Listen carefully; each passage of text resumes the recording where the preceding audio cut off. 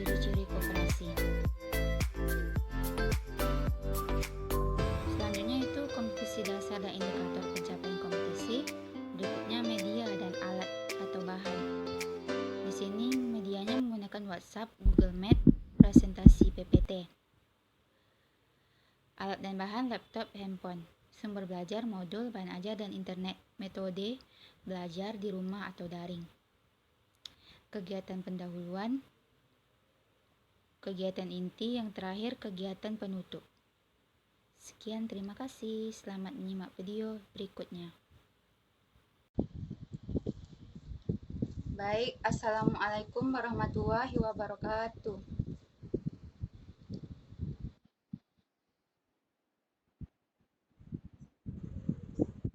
Alhamdulillahirabbil alamin. Wassalatu wassalamu ala asrofil anbiya'i wal mursalin wa ala alihi wa sahbihi rasulillahi ajma'il, amma ba'du. Pertama-tama dan yang paling utama, marilah kita panjatkan puji dan syukur kita atas kehadiran Allah Subhanahu wa taala yang mana berkat rahmat dan karunia-Nya kita bisa bergabung di Google Meet pada pagi hari ini. Baiklah, sebelum kita memulai pelajaran pada pagi hari ini, alangkah baiknya kita membacakan basmalah. Bismillahirrahmanirrahim.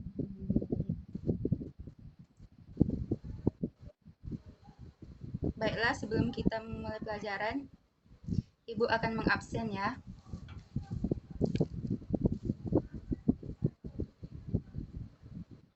Sela Gusminita, apakah ada di Meet?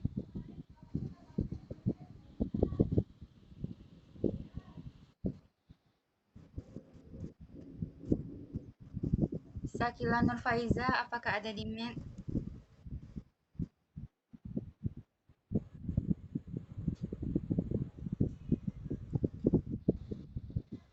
Baiklah, sebelum Ibu menjelaskan lebih lanjut, Ibu akan menjelaskan materi tentang koperasi. Jadi materi tentang koperasi ini yang pertama menjelaskan sejarah perkembangan koperasi, berikutnya pengertian dan tujuan koperasi, yang selanjutnya bentuk-bentuk koperasi, fungsi dan peran koperasi, yang terakhir ciri-ciri koperasi. Baiklah, langsung saja kita mulai PPT-nya.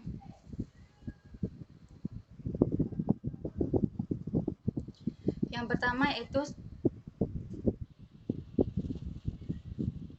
pertama itu sejarah perkembangan koperasi.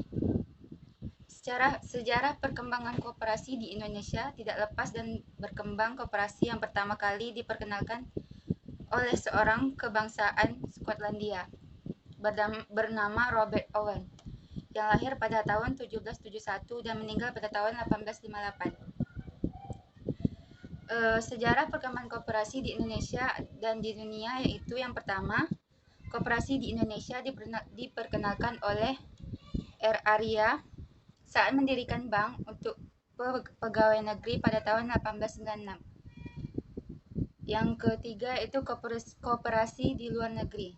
Dimulai pada abad ke-18 di Inggris yang merupakan koperasi pra-industri, di mana pada masa itu tenaga manusia mulai digantikan oleh mesin sehingga masyarakat golongan bawah semakin tertekan oleh kaum kapitalis dan mereka berusaha memperbaiki nasibnya dengan cara mendirikan koperasi industri dan hingga berkembang di Eropa. Next, PPT selanjutnya.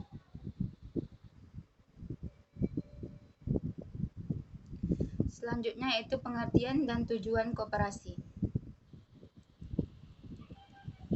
Koperasi adalah badan usaha yang beranggotakan orang atau seorang atau badan hukum koperasi dengan melandaskan kegiatan berdasarkan prinsip koperasi sekaligus sebagai gerakan ekonomi rakyat yang berdasarkan atas asas kekeluargaan. Jadi artinya inti dari koperasi itu adalah segala sesuatu yang menyangkut dunia perkoperasian, baik dalam badan usaha maupun badan hukum. Selanjutnya itu tujuan dari koperasi. Ada 3. Yang pertama, membantu memperbaiki taraf hidup maupun ekonomi para anggota serta masyarakat sekitar. Yang kedua, membantu pemerintah mewujudkan kehidupan masyarakat yang adil dan makmur. Dan yang ketiga, meningkatkan tatanan perekonomian di Indonesia. Next, lanjut. Nah, yang selanjutnya itu ada bentuk-bentuk koperasi. Yang pertama ada koperasi simpan pinjam.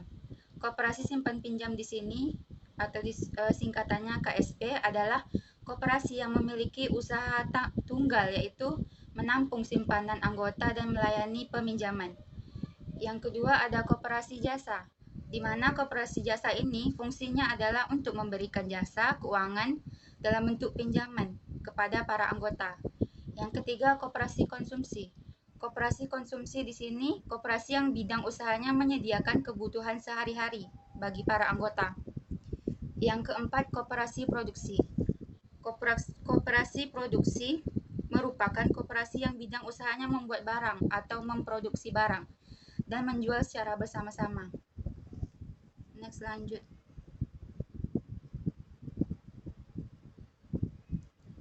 Selanjutnya ada fungsi dan peran koperasi. Yang pertama fungsi sebagai alat perjuangan ekonomi untuk mempertinggi kesejahteraan rakyat, sebagai alat pendemokrasian nasional, sebagai salah satu urat nadi perekonomian bangsa Indonesia, sebagai alat memperkokoh kedudukan ekonomi bangsa Indonesia. Peranan koperasi. Yang pertama, koperasi dapat mengurangi tingkat pengangguran, di mana kehadiran koperasi diharapkan dapat menolong nasib mereka yang membutuhkan pekerjaan. Karena dengan adanya koperasi akan dibutuhkan banyak pekerja untuk mengolah usahanya. Selanjutnya, koperasi dapat mengembangkan kegiatan usaha masyarakat. Sebagai contoh, koperasi yang bergerak dalam bidang usaha, pengadaan alat-alat pertanian yang dibutuhkan oleh petani. Dengan adanya koperasi tersebut, maka petani dapat membeli kebutuhan alat-alat pertanian di koperasi dengan harga lebih murah, sehingga dapat meningkatkan kegiatan usaha pertanian. Koperasi dapat berperan ikut meningkatkan pendidikan rakyat, terutama dalam perkoperasian dan dunia usaha. Yang keempat, koperasi dapat berperan sebagai alat perjuangan ekonomi.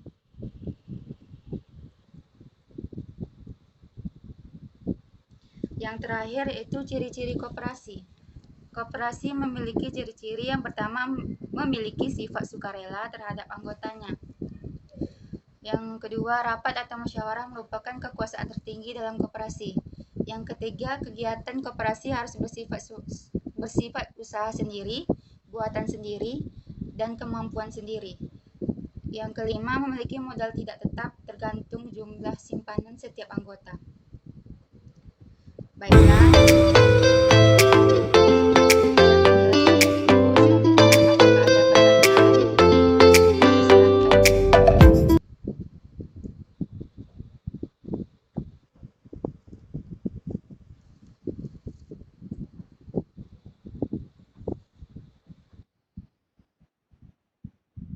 Ya, silakan Sakila.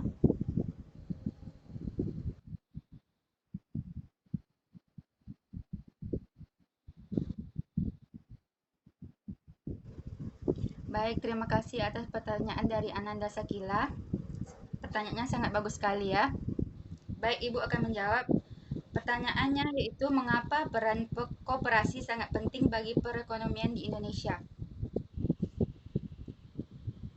Memang pada dasarnya peran koperasi perekonomian di Indonesia ini sangat penting sekali, karena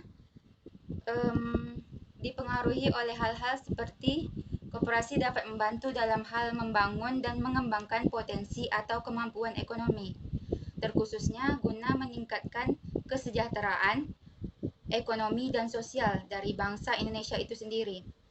Dan tujuannya itu agar bangsa Indonesia bisa memperoleh tingkatan hidup yang lebih layak dalam silsilah masyarakat yang adil dan makmur. Seperti itu jawabannya. Apakah Ananda Sakila dapat menerima jawabannya atau bisa dipahami?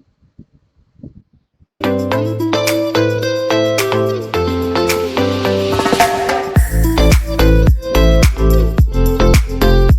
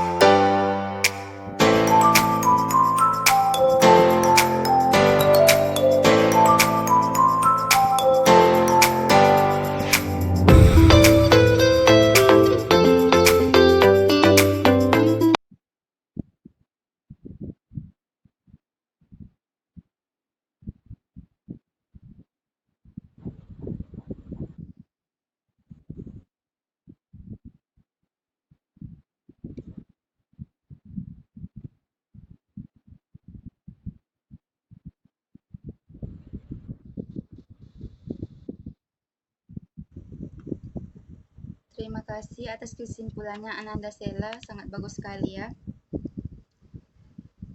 Baik, dapat disimpulkan bahwa materi kita pada pagi hari ini yaitu mengenai sejarah perkembangan koperasi, pengertian dan tujuan koperasi, bentuk-bentuk koperasi, fungsi dan peran koperasi, dan ciri-ciri koperasi. Semoga apa yang Ibu jelaskan dapat Ananda pahami. Baiklah, sekian materi kita pada pagi hari ini. Untuk tidak memperpanjang waktu, kita tutup saja dengan membaca hamdalah. Alhamdulillahirrahmanirrahim. Baiklah, terima kasih untuk Ananda sekalian.